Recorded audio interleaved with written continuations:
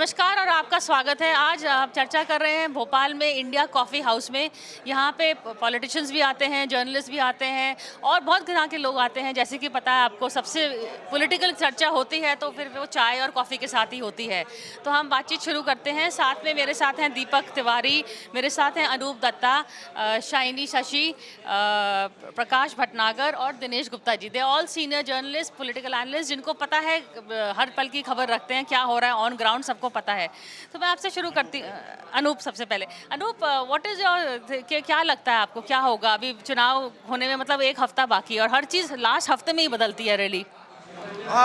But like concerning to Madhya Pradesh, I don't think that things are going to change in another 1 week because the voters have already made their mind some time back and they are just waiting for November 17th. बस पर किस तरफ जा रहा है रुझान, आपको क्या लगता है?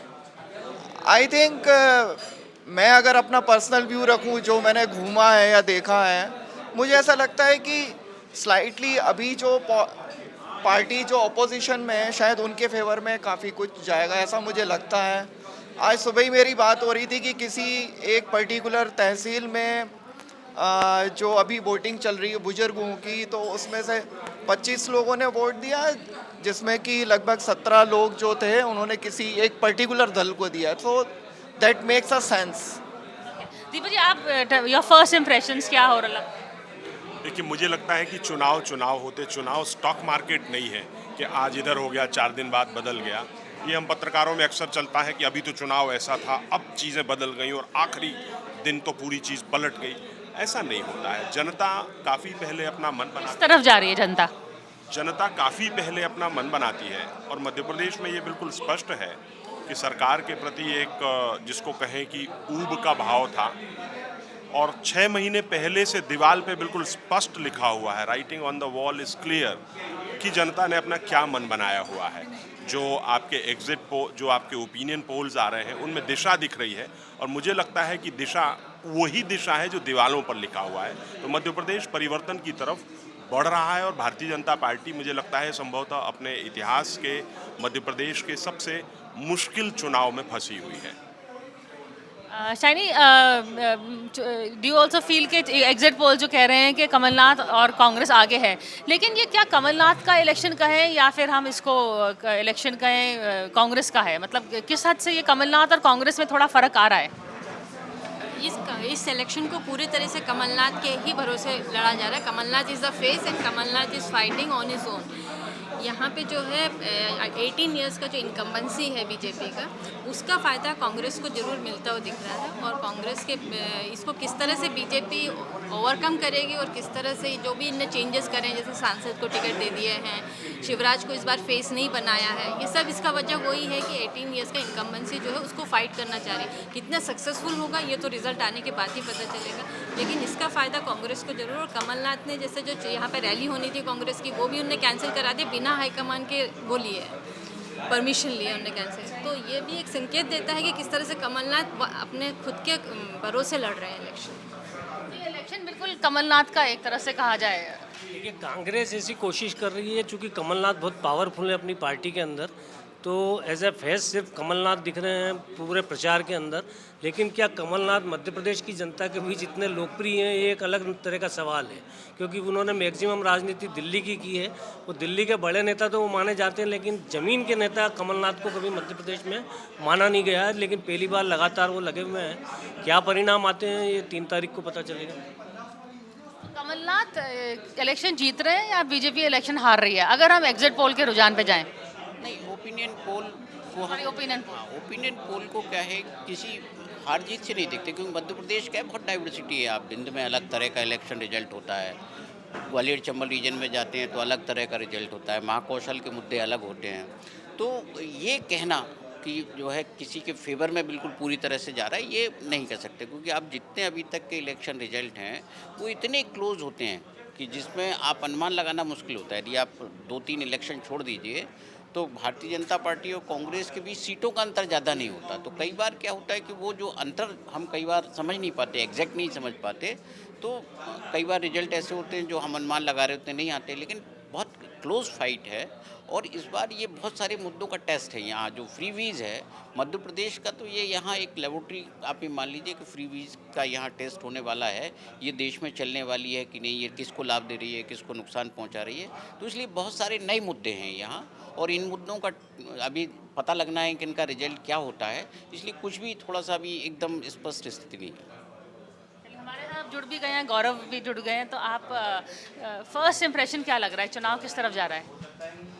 देखिए, आज से 2-3 महीने पहले जो पिक्चर थी चुनाव की वो काफ़ी अलग थी और अब सिचुएशन काफ़ी चेंज लग रही है और ऐसा लग रहा है कि चुनाव काफ़ी क्लोज हो गया है। पहले कुछ समय पहले तक ऐसा लग रहा था कि शायद कांग्रेस को थोड़ा सा एडवांटेज दिख रहा था, लेकिन पिछले 2-3 महीनों में जैसे अभी इन्होंने बात करी फ्रीबीज़ की, लाडली बहना योजना और ये स्काई योजना और कई सारी चीज़ें इन्होंने अनाउंस करी हैं और बहुत अग्रेसिव मोड में बीजेपी आ गई है। तो अब जो है चुनाव थोड़ा सा ऐसा लग रहा है कि काफ़ी क्लोज होता जा रहा है और एक तरफा इसको नहीं कह सकते। गैप इज क्लोजिंग, क्यों, what is the reason gap is closing? ये लाडली बहना योजना जिसकी आपने जिक्र करी, ये वेलफेयर स्कीम्स ही अब बीजेपी को बचाएंगी?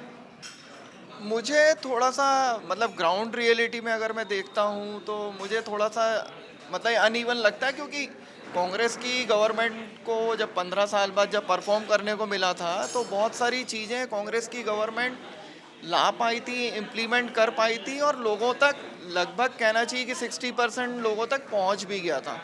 तो उसका इम्पैक्ट लोगों के दिमाग में अभी भी है कि इतने कम टाइम में किसी गवर्नमेंट ने कुछ चीज़ें डिलीवर की है।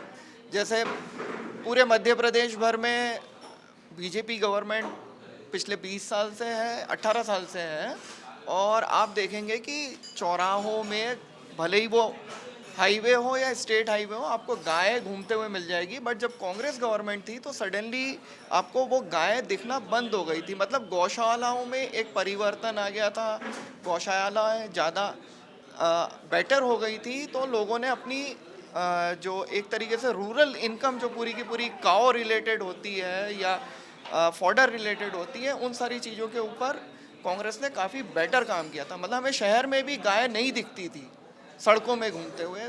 I think that change I have found in not only in Bhopal but Indore में भी या ग्वालियर में भी मुझे दिखता था, पर अब देखता हूँ तो एकदम तस्वीर अलग है।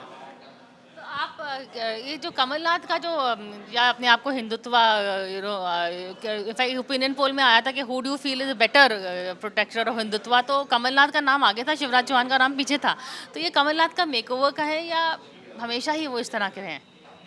नहीं, कमलनाथ जी ने रिसेंटली काफ़ी मेकओवर करा है। जैसे बागेश्वर जी का यहाँ पे प्रवचन कराया, छिंदवाड़ा में उनने खुद उनको बुला के सारे, ये तो बहुत ही मतलब कांग्रेस का एक लाइन नहीं है और दिग्विजय सिंह जी से काफ़ी डिफरेंट अपने ओपिनियन रखते हैं। उसके बावजूद कमलनाथ ने किया, तो it shows that Kamalnath feels that Hindu is an important issue here in Madhya Pradesh और वो सॉफ्ट हिंदुत्व को अपना जो है वो दिखाना भी चाहते हैं। उन्होंने अटेंड किया उस प्रवचन में and he was there with Bageshwar Dham ji के साथ, वो बैठे वहाँ पर, उन्होंने अपना ओपिनियन रखा और उन्होंने कहा कि हिंदू राष्ट्र बनाने की क्या ज़रूरत है, ऑलरेडी हिंदू राष्ट्र है, तो which goes against the Congress line of politics here.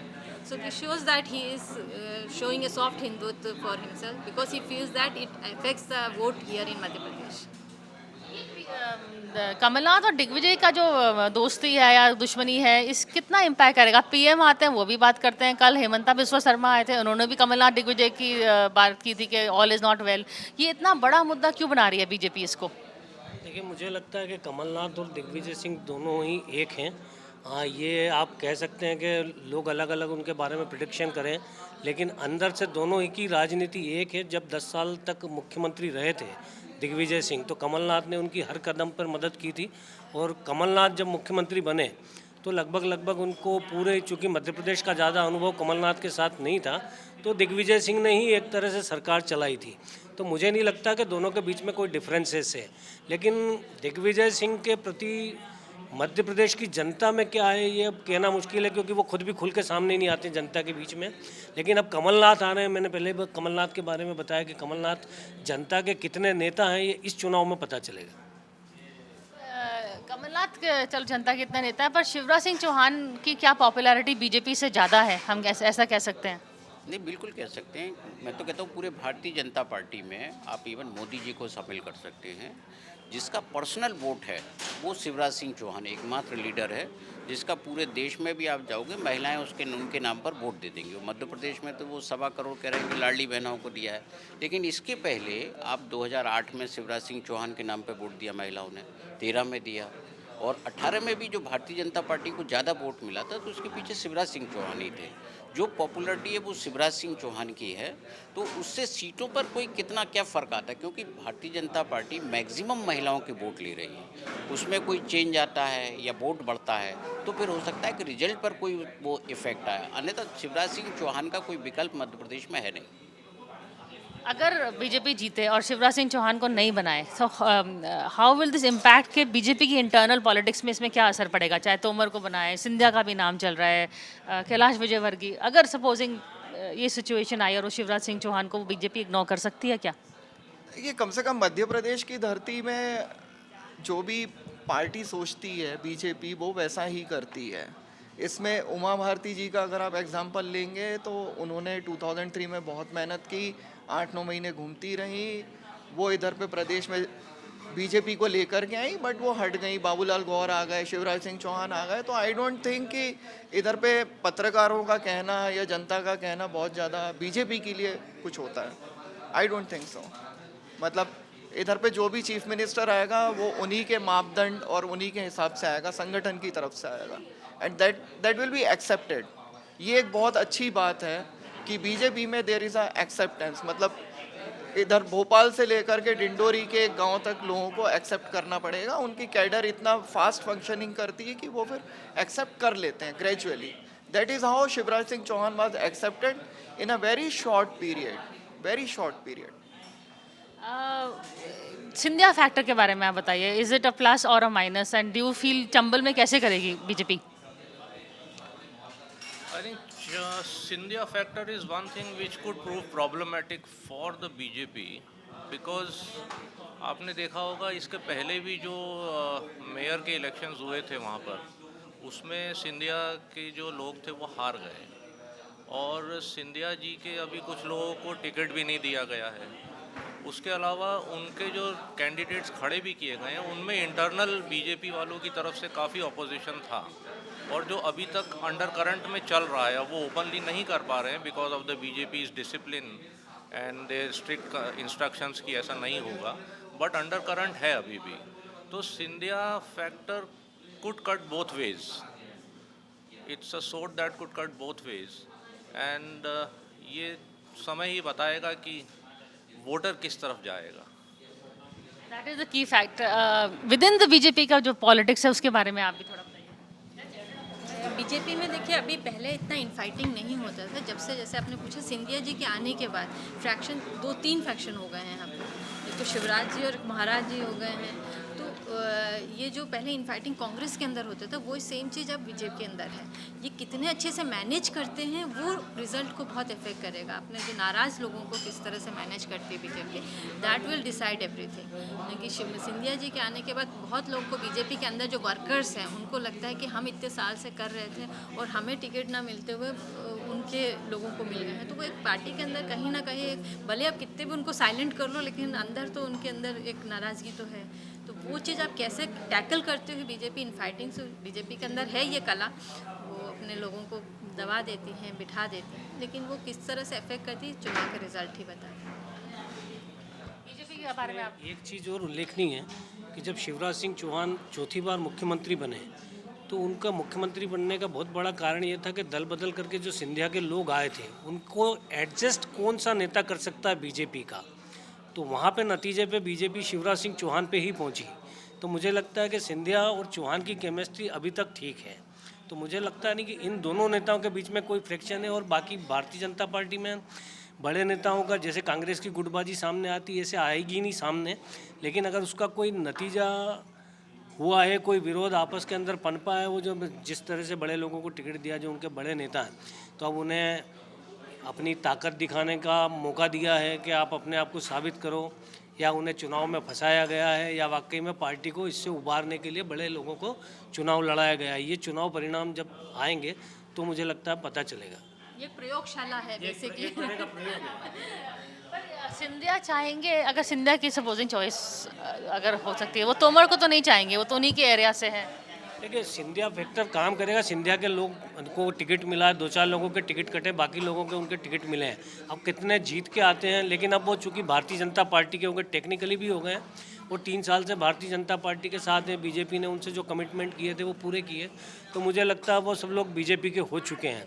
तो अब वो भी वही डिसीजन मानेंगे जो पार्टी तय करेगी। अब पार्टी अपने डिसीजन में सिंधिया को कितना भागीदार बनाएगी, ये अभी कहना मुश्किल है। बीजेपी के बारे में थोड़ा बताइए। देखिए बीजेपी ओरिजिनली तो आप देखेंगे ना, उसका जो मूल चरित्र है वो वही है, उसमें कौन निर्णय लेता है ये सबको पता है। लेकिन जिस तरह से कांग्रेस से यदि कंपेयर करेंगे तो बीजेपी दिखाई नहीं देगी उसमें, बीजेपी से करेंगे तो कांग्रेस उस तरह की दिखाई नहीं देगी, क्योंकि भारतीय जनता पार्टी जो उसका स्वरूप बदल रहा है। आप चाहे हेमंत बिस्वा शर्मा को देखें या और भी दूसरे नेताओं को देखें, जो उनका काडर बेस स्वरूप था वो धीरे धीरे वो चेंज कर रहे हैं, वो अपने एक पॉलिटिकल शेप में आ रहे हैं। तो उसमें ज्योतिरादित्य सिंधिया के लिए भी वो स्पेस देख लेते हैं, और बाकी जैसे जब राजस्थान में दल बदल की बात होती है, किसी भी उसमें होती है, यदि वो कांग्रेसी नेचर का है तो उसके हिसाब से भी वो चल रहे हैं। और भारतीय जनता पार्टी जो मध्य प्रदेश है, यहाँ जो संगठन हमेशा सबसे ऊपर रहा है, और अब संगठन में एक चीज़ सोच तो है कि अब हमें लीडरशिप चेंज करनी है, जो हमेशा भारतीय जनता पार्टी एक प्रयोग करती रहती है। तो लीडरशिप जब चेंज होगी तो फ्रेश फेस होगा, या यही जो पुराने चेहरे जो लगातार 90 से भारतीय जनता पार्टी का चेहरा है, या फिर सिंधिया जैसा जो ब्राइट फेस है। क्योंकि आप बाकी जो बीजेपी के अंदर चेहरे हैं उससे जब सिंधिया को देखेंगे तो लगेगा कि सिंधिया ज़्यादा बेटर है, जिसको सभी लोग जानते हैं। यदि आप नरेंद्र सिंह को देखेंगे तो बहुत सारे इलाके में नरेंद्र सिंह को नहीं जानते होंगे। कैलाश विजयवर्गीय को देखेंगे तो उनकी इमेज अलग तरह की बहुत सारे इलाकों में होगी। प्रहलाद पटेल का भी वैसे ही होगा। तो जब लेकिन सिंधिया को समान रूप से अभी सभी जगह जानते हैं कि एक सिंधिया हैं, ग्वालियर स्टेट के महाराजा हैं, यदि पुराना है। तो भारतीय जनता पार्टी अपने आप को चेंज करने की कोशिश कर रही है। यदि आप फ्यूचर पॉलिटिक्स भी देखेंगे ना, भारतीय जनता पार्टी की सेंट्रल पॉलिटिक्स को भी देखेंगे, लोकसभा चुनाव को भी फ्यूचर देखेंगे, यदि मोदी जी को 3rd टर्म मिलता है तो उसके चेहरे कौन कौन होंगे भारतीय जनता पार्टी के भीतर, इस पर भी विचार मंथन हो रहा है। इसलिए जो जितना विरोध दिख रहा है, ये जो कांग्रेस कहती है ना कि नाराज ना भाजपा, शिवराज भाजपा और जो मूल भाजपा, ये सब पॉलिटिकल गॉसिप हैं जो बेसिकली आपको बातचीत करने के लिए बेहतर होते हैं। लेकिन एक्चुअल में किसी भी दल में ना तो जैसे कपड़ा फाड़ पॉलिटिक्स है, ना उसमें कपड़े फाड़े जाते हैं, ना इसमें नाराज और वो होता है। देखिए जनता को पता है कि उसके सिंबल तो एक ही है, चाहे कांग्रेस का, भारतीय जनता पार्टी का, और वो उसे पता है कि उसको सिंबल को इलेक्ट करना है, तो उसी हिसाब से वो डिसीजन करता है। हम एक छोटा सा ब्रेक लेंगे, ब्रेक के बाद ये चर्चा जारी रहेगी और हम फोकस करेंगे कि ये चुनाव लोकल लीडर्स का है या ये चुनाव मोदी भी आ रहे हैं। खैर 14 बारी तो आ ही गए हैं मध्य प्रदेश में, राहुल प्रियंका भी बहुत सारी रैलीज कर रहे हैं। क्या ये चुनाव सेंट्रल लेवल पे चला गया है? एक ब्रेक के बाद।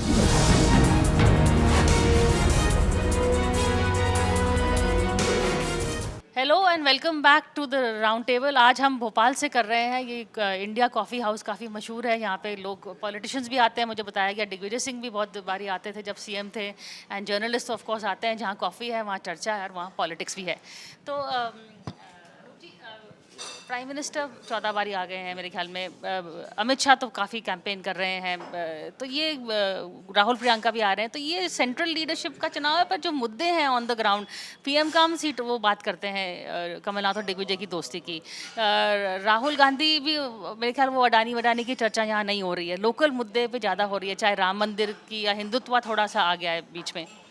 देखिए अगर आप प्रेजेंट में 5 स्टेट के इलेक्शन देखेंगे तो मुझे लगता है कि मध्य प्रदेश एक बहुत बड़ा एक्सपेरिमेंटल ग्राउंड बन गया बीजेपी और कांग्रेस दोनों के लिए। जब राम जन्मभूमि के न्योता देने वाली बात आई तो वो बात सबसे पहले अमित शाह जी ने यहाँ पर कही। इसी तरीके से कांग्रेस भी अपनी सारी चीज़ें जो हैं वो सबसे पहले इधर पे कह रही है। राहुल जब भी आ रहे हैं वो कोई ना कोई बात कर रहे हैं, तो वो राजस्थान की बात भी इधर पे करते हैं, छत्तीसगढ़ की बात भी इधर पे करते हैं। तो दोनों पार्टी के लिए जो कि 5 स्टेट में आपस में भिड़ रही हैं, तो उनके लिए एक्सपेरिमेंटल ग्राउंड हो गया, वो फिर कैरी फॉरवर्ड हो रहा है। ये तो एकदम क्लियर तौर में समझ में आ रही है। तो डेफिनेटली अब मध्य प्रदेश में वैसे भी अगर आप देखेंगे तो 230 सबसे ज़्यादा असेंबली सीट है 5 स्टेट की। अगर आप तुलना करेंगे तो राजस्थान में 200 है, छत्तीसगढ़ में 90 और तेलंगाना और मिजोरम में और भी कम है। तो ये दोनों पर्सपेक्टिव में इसको एक तरीके से एक्सपेरिमेंटल ग्राउंड बना दिया गया है। इसीलिए सारे नेता, हमको लग रहा है कि एक तरीके से 2024 की जो तैयारी कर रहे हैं वो भी ये देखना चाह रहे हैं कि क्या क्लिक कर रहा है, क्या क्लिक नहीं करेगा। अगर आप मोदी जी के भी भाषण देखें, जो उनका लगभग 36 मिनट का एवरेज भाषण जो है, उसमें आप देखेंगे कि वो प्रियंका जी को भी अटैक कर रहे हैं, राहुल जी को भी, कांग्रेस को भी, ऐसे सभी को अटैक कर रहे हैं, नीतीश को भी अटैक कर रहे हैं, बीएसपी को भी कर रहे हैं। फिर ग्रेजुअली फिर वो अपनी पॉलिसीज़ जो उन्होंने लेके आए उसके बारे में भी बात कर रहे हैं। तो I think it has become a experimental ground. तो ये डेफिनेटली बड़े नेताओं की भी लड़ाई है, बट छोटे मुद्दे क्या रहेंगे 2024 में वो भी तय कर रहा है। हाँ, तो ये अगर वन ऑफ द रीज़न कहते हैं कि मोदी शिवराज को नहीं चेंज करेंगे क्योंकि उनको लोकसभा भी जीतनी है, अगर कोई और आएंगे तो वो फिर पार्टी ब्रेकअप हो जाए, तो उनको जैसे पार्टी है संगठन वैसे भी रखना है। इसीलिए आई थिंक एंड मिनट में शिवराज सिंह को उन्होंने ज़्यादा डिस्टेबलाइज नहीं किया है। प्राइम मिनिस्टर मोदी तो 2024 की लड़ाई लड़ रहे हैं, कांग्रेस कैसे कैंपेन लड़ रही है, और इधर स्मार्ट मूव कि उन्होंने कमलनाथ के छोड़ दिया है कि यू रन योर कैंपेन और हम आपको इंटरफेयर ज़्यादा नहीं करेंगे। नहीं, देखिए, कांग्रेस का तो 2020 के बाद से काफ़ी क्लियर हो गया था कि अब जो है हमें यूनिफाइड होके ही रहना पड़ेगा, वरना हम पूरी तरीके से डिसइंटीग्रेट हो जाएंगे मध्य प्रदेश में। उसको कांग्रेस ने काफ़ी हद तक संभाला है, उसी लाइन पे चल रही है। और कमलनाथ का नाम 2020 से जब से सरकार गिरी है तब से यही चल रहा है कि नेक्स्ट टाइम जब भी आना है तो कमलनाथ ही बनना है। और अभी भी यूनिफाइडली कांग्रेस उनके पीछे खड़ी है और उनको सपोर्ट कर रही है। रही बात कैंपेनिंग की, तो कांग्रेस के अपने मुद्दे हैं। कांग्रेस ने कई सारी घोषणाएं अपने लेवल पे करी हैं, जिसको कि कई जगहों पे बीजेपी को काउंटर करना पड़ा है, बिकॉज वो घोषणाएं बीजेपी की जो चल रही थी स्कीम्स उनसे बेटर थी। लेकिन कहीं कहीं पर बीजेपी की कुछ ऐसी स्कीम्स चल रही हैं जिसको कि कांग्रेस फॉलो कर रही है। तो ये एक आपस में एक वन अपमैनशिप की लड़ाई चल रही है एक तरीके से। कोई कहता है हम आपको 1250 देंगे, दूसरा कहता है हम 1500 देंगे, एक कहता है हम आपको 500 रुपये में गैस सिलेंडर देंगे, दूसरा बोलता है 450 में दे देंगे। So this is like a marketing strategy going on to woo the voters. अब इसमें कौन सी पार्टी पे वोटर ज़्यादा भरोसा करेगा? अगर तो वोटर ये सोचे कि a bird in the hand is better than two in the bush, तो आप समझ लीजिए कि बीजेपी पे ज़्यादा भरोसा है उन्हें कि अभी जो पार्टी दे रही है, जो सरकार है वो दे रही है। कांग्रेस तो वादा कर रही है, जब आएगी तो पता नहीं वादा पूरा करेगी कि नहीं। और बीजेपी ने नैरेटिव चला रखा है कि कांग्रेस ने वादे पूरे नहीं किए हैं। आप अगर फार्मर लोन वेवर को देख लें तो बीजेपी यही अटैक कर रही है कि कांग्रेस ने किसानों का कर्जा माफ़ नहीं करा यहाँ पर। तो अगर वो बात लोगों के मन में ज़्यादा समाती है तो लोग बीजेपी की तरफ जाएंगे। लेकिन अगर लोग ये समझते हैं कि कांग्रेस जो बोल रही है वो अपने वादे पूरे करेगी, जैसे राहुल गांधी हर बार इस चीज़ को हैमर कर रहे हैं कि हम अगर आएंगे तो कास्ट सेंसस कराएंगे, हमारा वादा है, हमने किसानों का लोन माफ़ करा है, अभी और करेंगे। तो इस बात पे अगर वोटर जाता है तो वो उसका इंक्लिनेशन कांग्रेस की तरफ जाता है। एट द एंड क्रेडिबिलिटी किसकी ज़्यादा है, really it is coming to that. लेकिन कमलनाथ की अगर हम थोड़ी सी फिर से बात करें, it this is also he is giving it all it has. Some people say this उनकी आखिरी इलेक्शन भी हो सकती है। तो इसमें और जो उन्होंने कहा था मुझे सिर्फ 15 महीने मिले थे, उसमें से भी 11 महीने वर्किंग थे, तो क्या वोटर्स के पास ये बात उनकी थोड़ी जम रही है that they will want to give him that final chance? ये एक्चुअल तो रिज़ल्ट आने के बाद ही बता सकते हैं कि कितना ट्रस्ट कर रही है वोटर उन पे। पर बात ये है कि इनके 18 महीने का बीजेपी जो है, इनके 18 महीने जो फेलियर रहा है उसी को हाईलाइट कर रही है। बीजेपी से कि मतलब शिवराज जी जहाँ भी जाते हैं उनका कहना है कि 18 साल में कमलनाथ ने जो किया है कि पूरा मध्य प्रदेश को भंडारा कर दिया। तो पहले दिग्विजय सिंह करके गए थे, अब कमलनाथ जी कर गए। तो they are fighting on Kamal Nath 18 months failure and Congress is making Shivraj failure as their issues. So it depends on the people who trust, whom they trust. So abhi more credibility. So it's only the result which can say that who has more credibility. But the thing is that Shivraj has more. Shivraj's face is more acceptable for the people of Madhya Pradesh because he is the chief minister of the state, and Kamalnath is only confined to Chhindwara. Even he became the chief minister, तब भी छिंदवाड़ा में ही उनका वो रहा है। State level पूरे state में उनका इतना प्रेजेंस नहीं है, और लोग उनको इतना मानते नहीं जितना शिवराज जी को पूरे स्टेट में उनका इम्पैक्ट है। दिग्विजय की थोड़ी बात करते हैं। What is Digvijay role in this election? आपको कैसा लगता है?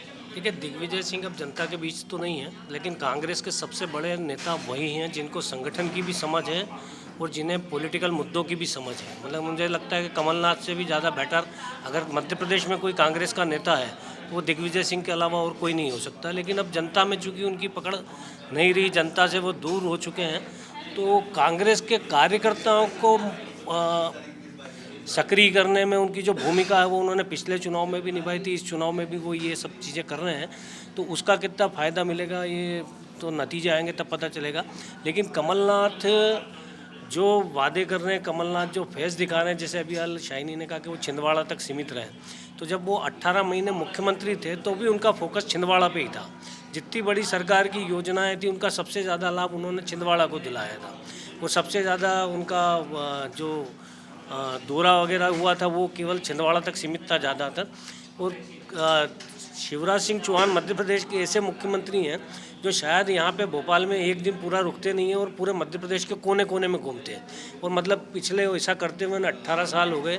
तो मुझे लगता है कि जनता से जो कनेक्ट करने का तरीका शिवराज का है वो उससे कमलनाथ कोसों दूर है। तो ये एक बहुत बड़ा अंतर है जो इस चुनाव में भी नज़र आएगा, उसका भी एक इम्पैक्ट जनता के बीच पड़ेगा।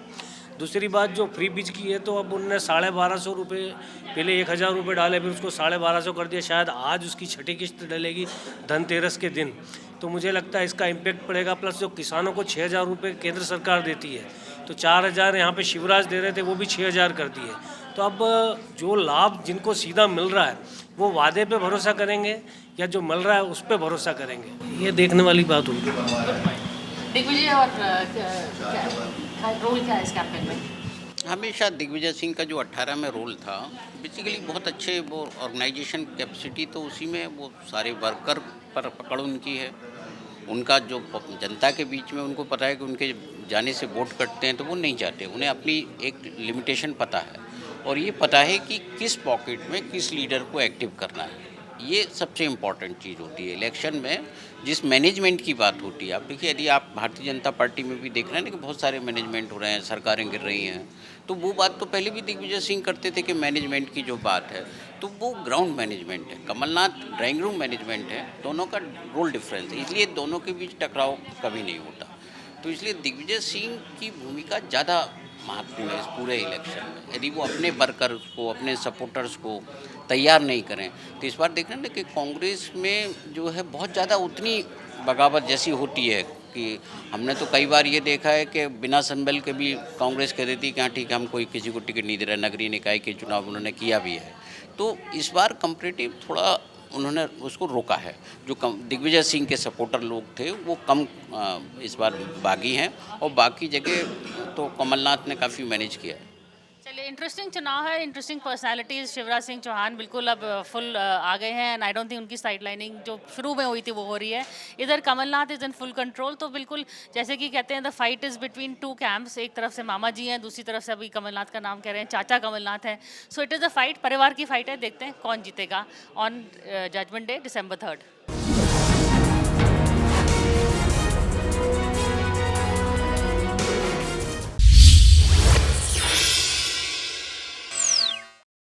For more such videos, subscribe to the NewsX YouTube channel, hit the bell icon.